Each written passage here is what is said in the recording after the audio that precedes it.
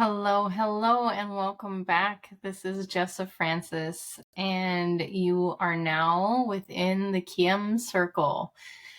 I am so grateful to have you here with me today. I am diving in to a pretty big topic and something I will probably bring up more than once because I feel like there's so many different ways and areas in life where we do this. And the topic today is self-sacrifice. Today I'm talking about self-sacrifice in the role of motherhood. And there, even within the role of motherhood, there's so many things that we can discuss, right? And I feel that with self-sacrifice, right? Depending on what you were taught growing up, I feel like a lot of us were taught that as women, actually, and mothers, we are taught to pretty much give ourselves completely up in order to take care of others.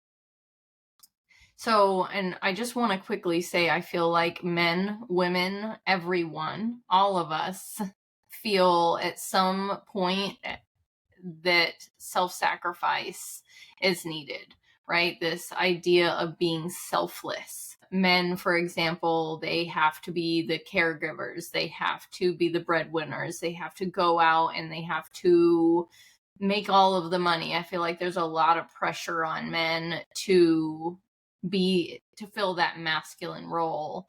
And this is, coming at you from a very I would say typical generalized space. I'm not really including all of the today's politics in this episode. So, but today I want to talk about motherhood and specifically self-sacrifice in motherhood. And I think that this is something that men need to listen to as well. So if you are a man, don't just hop off. Because if you have a mother, a sister, a wife, someone that you love in your life that is a mother, this may help you to see them in a better way, to feel a little more empathy, to have a little more understanding of what it's like to become a mother, right? So not only are we dealing with, the idea of self-sacrifice in daily life, right? This idea that we need to tend to other people, whether you're a mother or not, that we need to take care of others, right? And there is something very beautiful about taking care of others. I want, my whole business, everything I do is to support other people, to put love out into the world.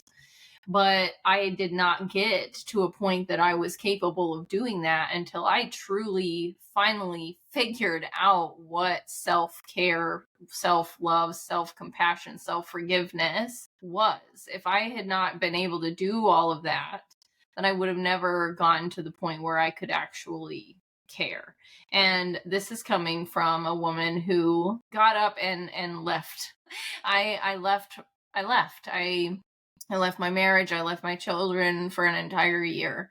And because I had felt like such an incredible failure as wife and mother, as because I had given everything that I thought I had to give. The well was empty.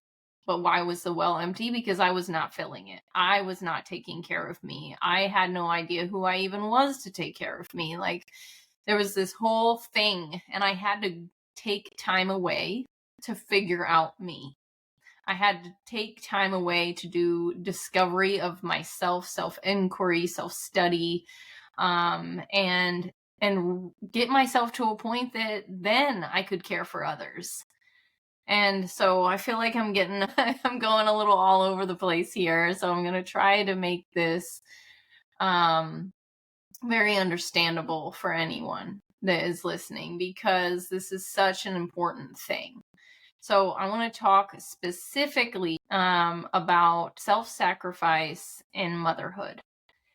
And so imagine, whether you are a mother or not, imagine you get, the female body, the uterus, whatever, has this change.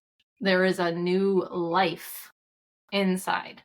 You are growing another human being. Your body, when what you have known your entire life as yourself, is now changing and is now a home for a completely separate human being from you.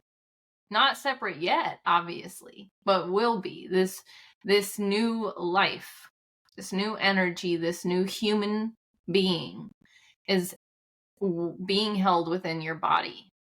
So right away you start this navigating of sharing your body with someone else. This is much different than sharing your body in an intimate way, in a sexual way. This is being home to another individual.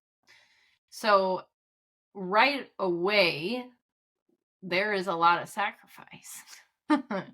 There is a lot of, and we do, if you are becoming a parent because you want to become a parent, because you want to bring forth this life, this is a very exciting time. But depending on your life and your situation, it's not always that. And now you have this new being coming in to the world through you.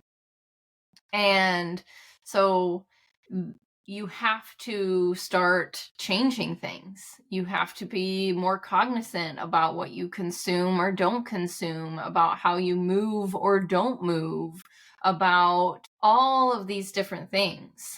So right away, there is a lot of sacrifice happening. And then, as it definitely it changes and changes and changes throughout each trimester, as your body changes shape, as you put on more weight, as you sacrifice your physical appearance to house this baby. And then the pain of birth, and then the nursing and the nurturing that comes after birth for someone like me. And, like I said, I could go many different ways here depending on your different circumstance with pregnancy, with motherhood. For someone like me, I was very excited to have this baby. I wanted desperately to be a good mother, to be there 100%. I wanted to give all of myself to my child. I wanted my baby to know that he was loved, protected, unconditionally loved, protected. My firstborn, my son, I wanted him to know he was in the Kim circle, right? That mommy had him, that mommy was going to do anything and everything to be there for him, to nurture him, to protect him. I nursed my son for a full year. He never had a bottle. I felt like I was going to be this amazing mother because I had all of this love to give him. It was just, me and my baby against the world. And I had my son when I was barely, I was still 21 when I had him. Or I had just turned 22, actually. Yes. So I was barely 22 years old when I had him. And so I was a young mother, but not as young as some, right? I had already been to Iraq and back. I had already served 4 years in the military. I felt very capable and mature and ready for this. Little did I know, I had no idea what I was doing. I had no idea what I was doing. But I still had this idea that as long as I loved him, that everything was going to be fine. I just had to love, love, love, love, love. And in a way that was just sacrifice, sacrifice, sacrifice, sacrifice, because I didn't have the right idea in my head. I thought, I'd seen my parents and what they had done to raise me. I pulled the things that I liked. I left, I said no to the things I didn't like. And that meant I was going to be a stay-at-home mom, right? Because I felt very abandoned growing up. I didn't feel like I felt alone a lot. And so I wanted to be there. And my ex-husband, his father, was always deployed. And because he was gone all the time, of course, I was going to be there 100%. And so not only did I have this original idea that had been built into me since childhood, that we as women in general, not just mothers, but women in general, are this divine feminine creature that nurtures and cares for everyone else. We are the caregivers. We are the empaths and the nurturers. We are the ones that, what can I get you? What can I get you? Almost like servitude. And so I put that in an overdrive when I became a mother, because not only was I had held this baby in my body and I was nursing this baby with my body. I was holding my child in my arms. I was responsible for this infant to make sure that he felt loved, to be cared for, fed well, nourished, all of the things. And I very, very quickly, despite being so excited about this time in my life, despite being like overjoyed to have this baby, this boy that was these beautiful big brown eyes and curly hair, and I just, I looked at him and I felt like my heart was going to explode. I loved him. I love him. I love him so much, but I slowly did. And I mean, in hindsight now, I can feel how the core of me was changed forever. I went from being this individual person to now being someone entirely different. When you step into motherhood, all of a sudden you feel like now everything has changed, right? Not just changed, but like you are no longer the person you were.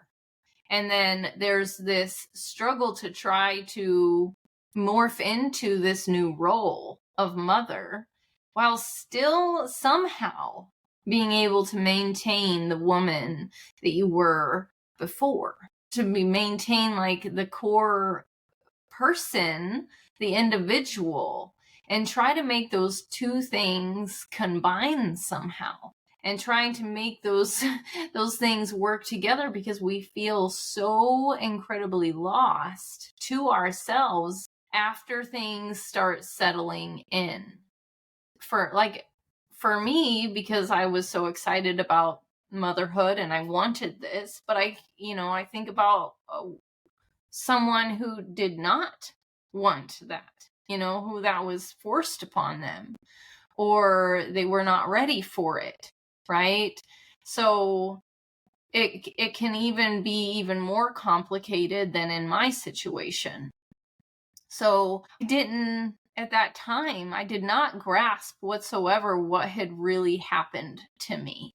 I didn't have a trauma-informed yoga teacher there to help work me through this process, right?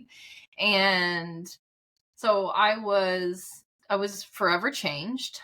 I was now no longer Jessa. I was mom.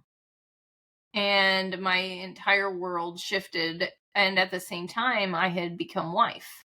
So I was wife and mother, and I had this entirely different everything. Everything was different. And shifting into that, I never gave myself time to take care of myself, to fill my own cup, to love on myself, to give myself compassion. And I, was married to a man that was always gone. He was deployed all the time. And so there was no like mother, father. There was just mother, mother, mother, mother, mother. And I had to be both I had to be both roles. And that is so heavily, infused into our society anymore. There are so many single mothers out there. There's single fathers too, for sure. I'm not, trust me, I'm not trying to leave anybody out here. But there's so many single mothers who are taking on both roles, both caregivers, both parents. And that, I am telling you, is pretty much impossible. It goes against our, the laws of nature. If you want to go into it, like, we are meant to be this divine feminine, nurturing, nourishing, but then we are also meant to have time to take care of ourselves and to be very well taken care of by that masculine role. We're supposed to be taken care of too. It's supposed to be this beautiful flowing unit in this perfect world, right? But our world is far from perfect. And so we are left with this feeling of continual and constant self-sacrifice in order to be everything that we need to be and to fill all of these different roles and to give ourselves completely up to our children and to others. And so with that, it took me, because, my son was born and I was slipping into this whole world, and I ended up having 2 more children, and, that whole life continued. And the process of just this constant giving eventually had me drained to the point that I felt completely and totally lost, and I felt alone. And I know now, of course, that I was, I was by far alone. The mass majority of women out there are feeling this way. They're feeling, out of touch with who they were in the beginning and how to integrate that into their life as a mother and still maintain who they are at the core with this new role and with this new identity. And to not, yes, to have moments of selflessness and to provide and to nourish and to nurture, but then also to allow time for self-care, for self-compassion, for solitude, for silence, for stillness and patience and self-forgiveness and all of the things that we need to fill our own cups in order to be able to pour out, right? My grandmother used to say, an empty pitcher doesn't pour milk. If your pitcher is drained, then you have nothing to give. And so it's so important for mothers, whether you're a single mother, whether you're married, whether you, depending on your circumstances, and that's, why they teach you to put the baby in the in the crib and walk away at times, because sometimes that's the best thing to do. And to make sure that you have time to take care of yourself. There's absolutely times that you have to step away. And also that our children need firm boundaries. Our children need to see what a woman who takes care of themselves looks like. Not only so that they know for themselves how to take care of themselves, but how to respect the other women in their life. Whether, if, like my son, to grow up and to know how to care for his future partners, to under that mommy needs mommy time and is going to take mommy time, and you are going to take care, you're gonna sit over here and you're gonna go into imagination land or something, you know. And I think there is like this with the world today and the way everything has shifted over the last few generations. You know, if you grew up in the 70s and 80s and 90s like I did, and we were pretty much left to ourselves. We were left to our own devices. We raised ourselves in so many different ways. And so that when we became mothers and fathers, we were like, we need to be there. And in came the helicopter parent. In came the one that was completely and totally self-sacrificing and lost themselves in the mix. And so what, you know, the pendulum swings, and what we all need to find is this beautiful space in the middle where there is balance. And we, yes, are giving our children the chance to bravely stand up for themselves and to fail. Children need to know what failure is. They need to know the word no. They need to know what boundaries are.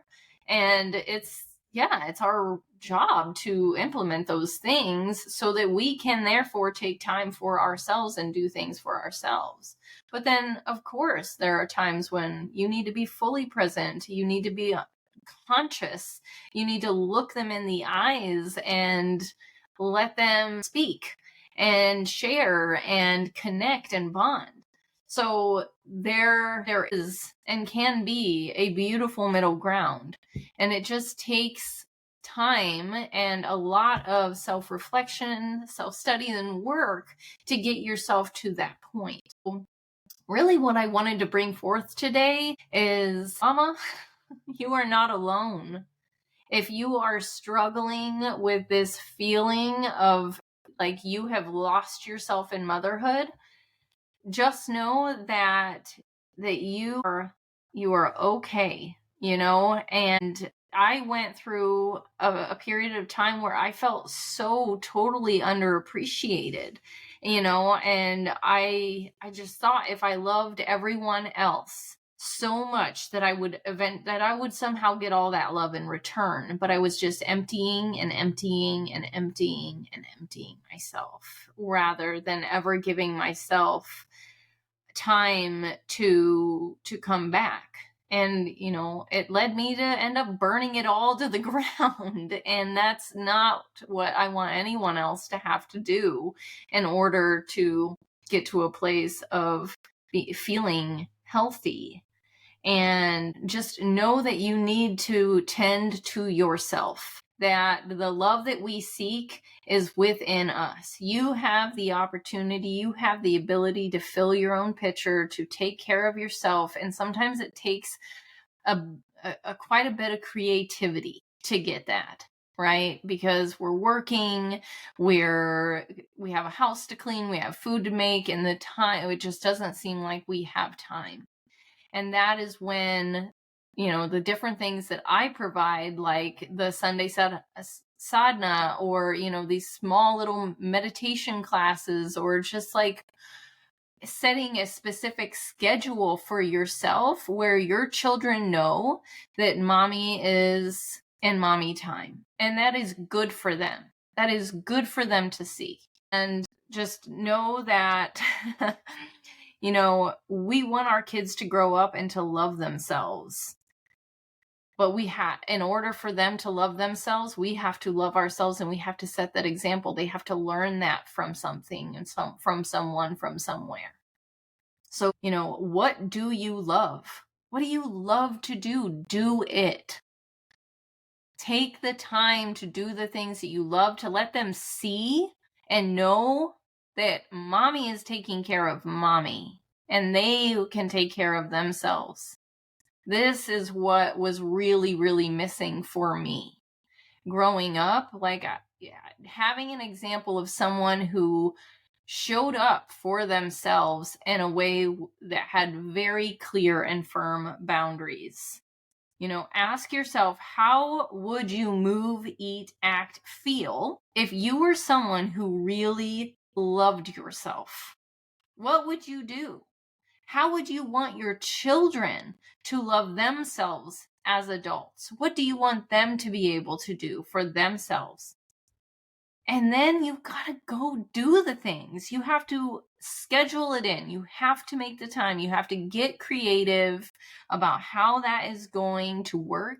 And I get it. It's going to be hard, but it is worth it. And it's going to be hard on them at first if you have not done this before, but do it. Do it anyway. Just like you have been programmed to where they are right now, have been programmed, and you need to be very cognizant of how all of that is going to play out.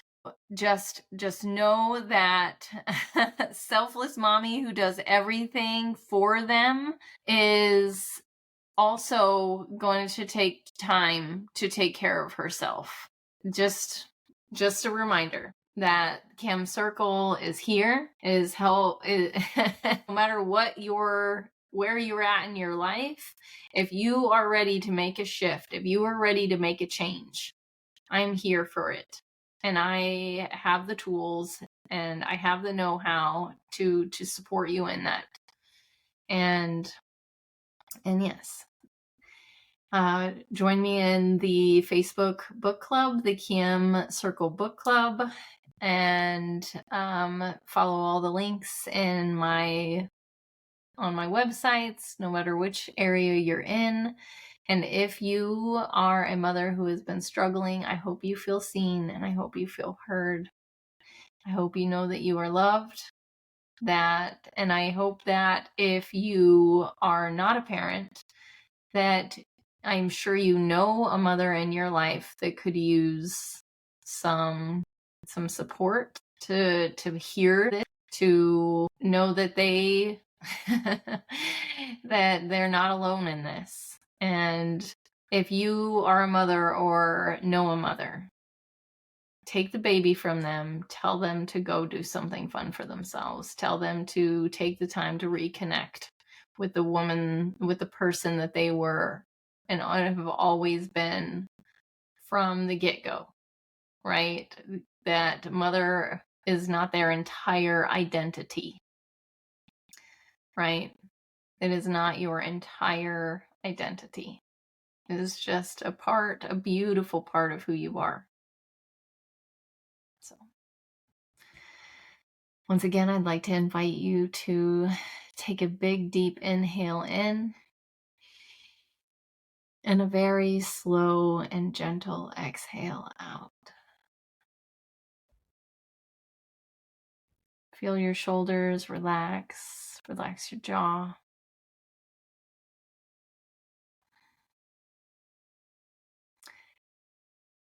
Thank you again for being here with me. I am so honored to have you on this journey with me, to have you within my circle. I hope you have a beautiful week, and I will see you next Tuesday.